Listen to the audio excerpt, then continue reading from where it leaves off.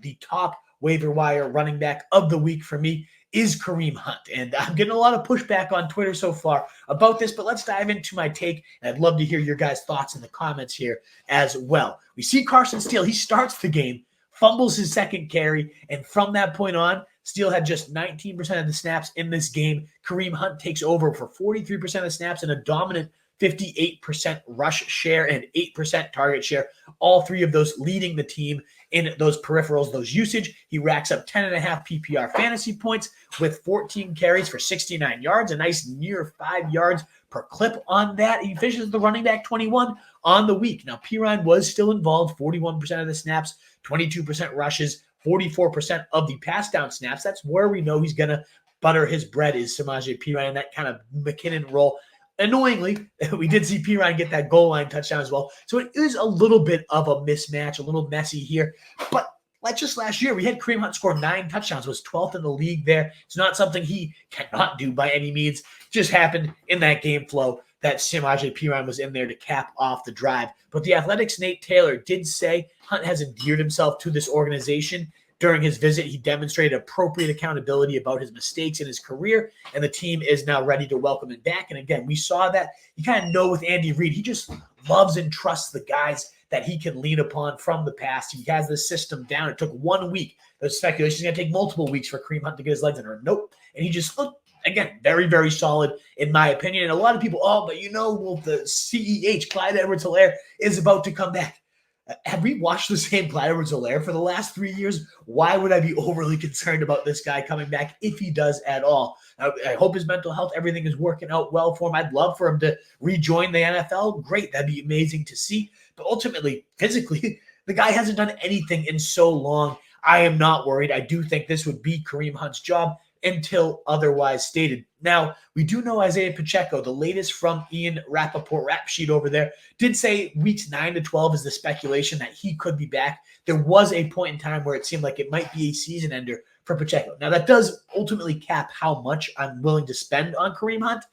I'd still, if I'm running back needy, I'm waiting on CMC, I got multiple buys, I got all these injuries racking up at the position, I'd pay 30-ish% of my budget, maybe even 40 to 50, depending on how desperate that number is. Because I think for at least these next 4 to 6 weeks, however long you're going to get till Pacheco comes back, I think we're going to get about a 60% or so touch share for Kareem Hunt in the more explosive offense in the league. I know it hasn't been the high-flying Chiefs we're used to, but they're going to continue to drive this ball better than most teams in the league. And so I really think if you can get that starting running back here, Kareem Hunt, for one of the better offenses in the league, you got to go for it. If you miss on him, another guy out there in nearly 70% of leagues is Alexander Mattison, 32% rostered right now. You look at his production versus Zamir White. I thought this was one of the crazier stats I found while digging into this week's waiver wire. 27 opportunities so far in terms of carries and targets for Mattison compared to 56 for Zamir White. So Zamir has more than doubled the usage of Alexander Mattison. And what has that resulted in? Mattison has outperformed Zamir White in every single week, 4 out of 4 times so far, despite seeing less than half of the touches. Shockingly efficient. I don't know where this is coming from for Alexander Mattison. I was never really Mattison fan. Certainly last year, fading him was a good call. But right now, he's 11th in fantasy points over expectation. He's 8th in touchdowns in the league. Zamir White, meanwhile, hasn't scored a touchdown and is 113th in fantasy points above expectation. He's abysmal with the usage. He's getting 5.1 yards per carry, 3 touchdowns for Mattison, 3.1 per carry, and no touchdowns for Zamir. It's like it's flipped whatever I would have expected this to play out. Zamir has not been explosive, has not racked up any touches, and we've called him a fade, and I ultimately think he is ready to get cut. We'll talk about the cut list in a little bit, but just one last feather in this cap, Antonio Pierce saying Madison's recent quality of play has earned him more work and that he's going to get it. And we've seen with Pierce, he is a pretty straight shooter. He says what he needs. He's going to make business decisions, and he sits Devontae Adams and Max Crosby. I do imagine we could see as early as this week Mattison not only playing a lot, but starting and getting the full featured workload moving forward just because of how much better he's been. Maybe even Dylan Lave in deep, deep leagues worth a speculative ad. I still think that kid is going to get in at some point and show more juice than either of these guys. But for the time being, Mattison has proven very, very worthy. I kind of poo-pooed him, and I think he deserves a lot more respect than I have been putting on his name in this Raiders uniform so far. Next running back I would consider adding is Tank Bigsby. Now, whereas those first two guys, I'd be willing to bid. Again, Kareem Hunt, 30%, Mattison, 15 to 25% or so. You can kind of toss either of those guys into your lineup right away.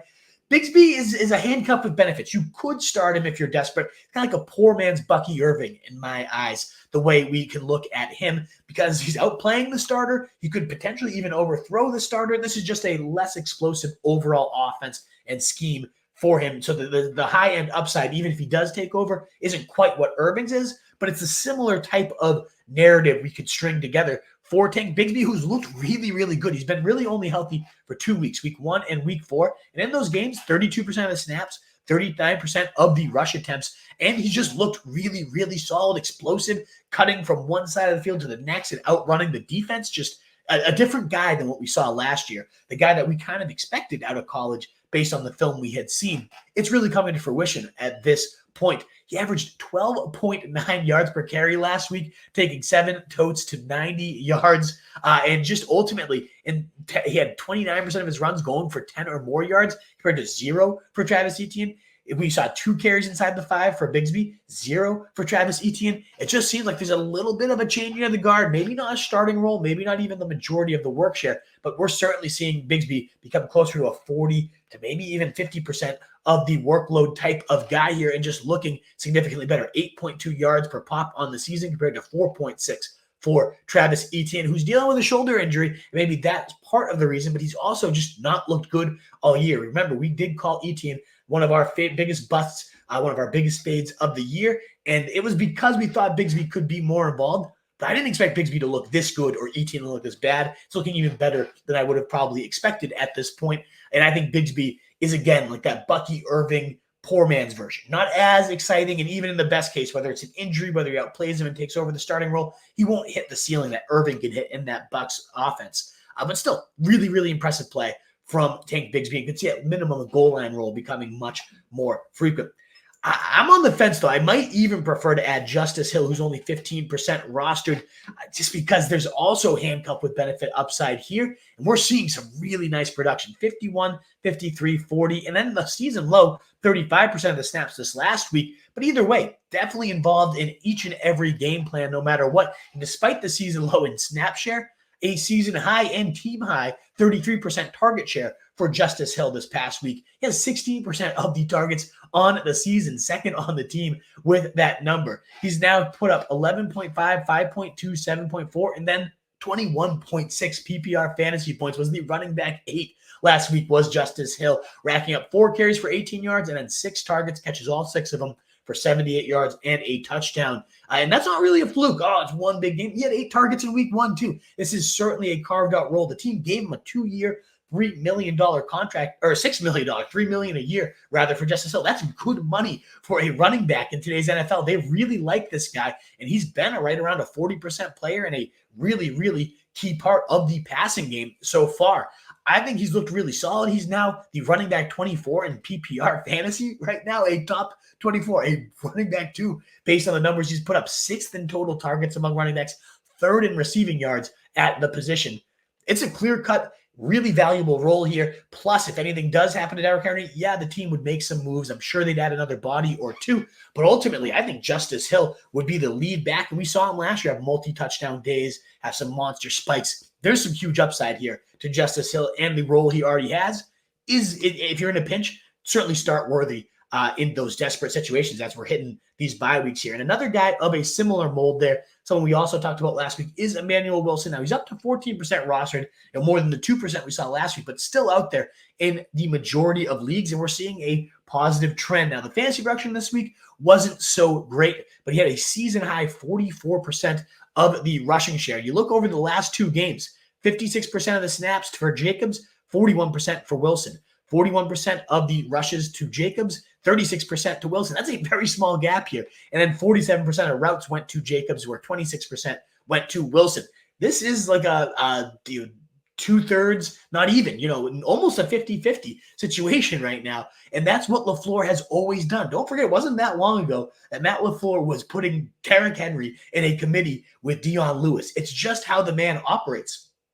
And so we can expect Emanuel Wilson, who's had some explosive plays throughout the season. He's 4th in missed tackles forced per touch on the year right now. This guy has 4.45 40 speed at 230-ish pounds. He racked up 42% of his college touchdowns and yards, a 94th percentile on that dominator rating. I know it was a small school, Fort Valley State, but still, you saw the guy just feast upon the competition he was given. And this is a great line, a great zone scheme. You saw with Jordan Love, they are clearly a top 10, if not top 3 offense in the league right now. You got huge handcuff upside alone there, plus about a 40% slice of this invaluable backfield pie. No matter what happens, I think Emanuel Wilson should be at least 70% rostered right now, a guy I'm going out of my way to go get. Last 2 or 3 running back notes here are Roschon Johnson, 27% rostered.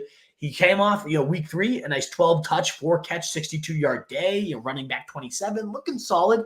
How does he follow it up? Well, Swift has his best day by a mile as a Bear, 29.5 PPR points, the running back 3 on the week, 67% of the snaps, up from the 50% he saw the week before.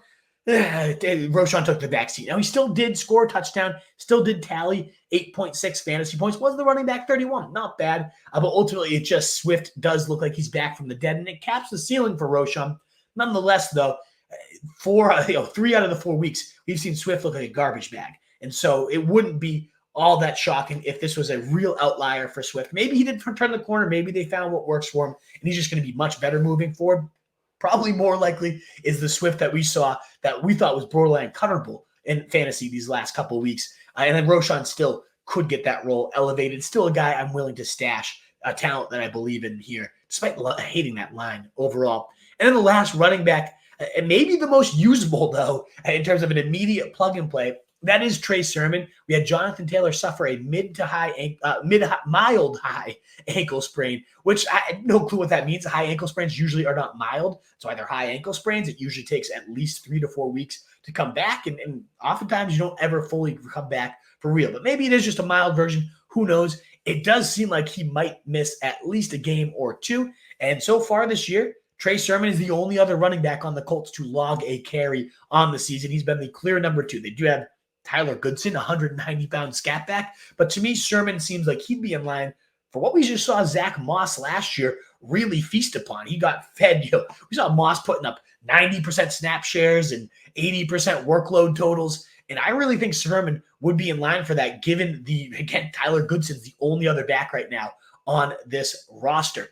And we look at the schedule, Jacksonville coming up, even if it's just one game, 20 carries against Jacksonville, even if you are just Trey Sermon, who's horrible, 5 carries, 8 yards this last weekend. It's not going to be pretty, but I think this guy could definitely get in the end zone, rack up 50 to 60-ish yards on his 20 carries, which I know is abysmal. We're not excited about this talent, but it's volume in a good spot. And then next week, Tennessee, Miami the week after that.